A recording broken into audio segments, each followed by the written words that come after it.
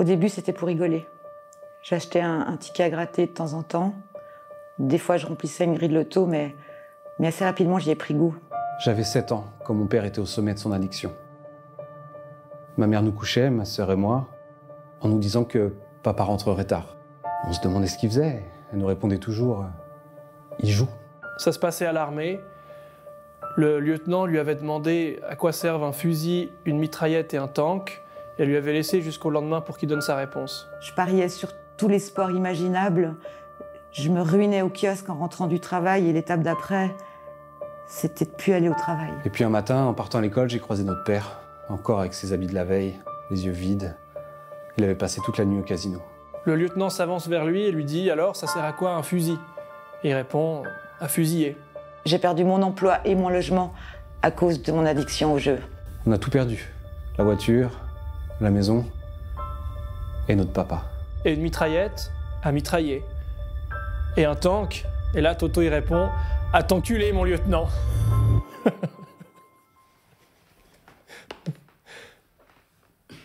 Qu'est-ce qu'il y a? L'addiction au jeu n'est pas un jeu. Parlez-en. Ah pardon, désolé, moi j'avais pas compris le... Oh la boulette! Moi je venais juste raconter une blague en fait. 0845 505 505. Non, mais alors le jeu, moi j'ai pas d'addiction. Un petit tribolo de temps en temps, mais ça c'est quand j'ai 2 francs qui traînent, mais... Par contre, je suis sous dialyse. Peut-être que c'est plus dans le thème de votre... machin.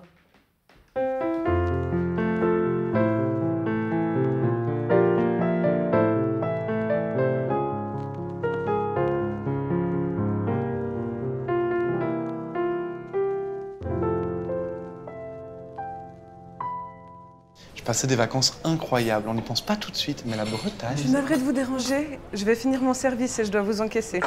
Oui, bien sûr. Ah bon? 2 bouteilles. On a pris 2 bouteilles d'eau.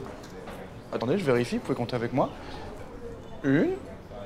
Ah, bah, je n'en vois pas de deuxième. Mais c'est parce que tout à l'heure, Ah, mais peut-être que ça, c'est une bouteille d'eau.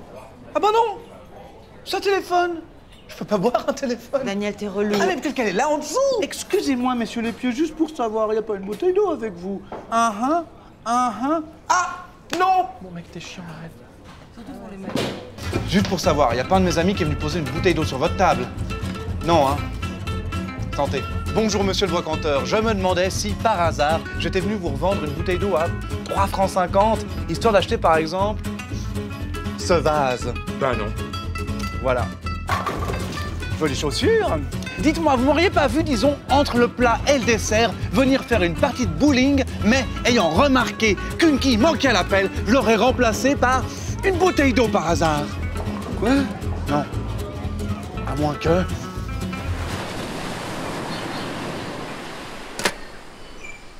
Excusez-moi, monsieur Barberousse, vous connaissez l'existence de mon trésor? Non. Attendez, vous voulez dire que vous n'avez jamais entendu parler de mon fameux trésor contenant une bouteille d'eau gazeuse? Ben non. Ah bon? monsieur, je vous ai servi la bouteille en début de repas et je l'ai ramenée en cuisine. Ah. Et donc je disais la Bretagne.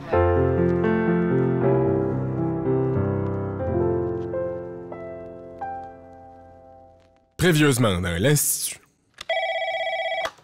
L'Institut, j'écoute. Célestin? Les statistiques indiquent que Célestin s'est fait dépister positif. T'as-tu entendu qu'ils vont le destituer? De l'Institut? Mais c'est le spécialiste d'intestin. Qui c'est qui est pressenti pour le remplacer? Je vais vous demander présentement d'écouter le discours d'investiture de Sébastien Tsitsipas, spécialiste des cystites. Si vous insistez. T'es sûr que ça se tient, cette histoire de pastilles? Tu peux-tu me passer un petit peu de pastis? Docteur Didier? C'est qui?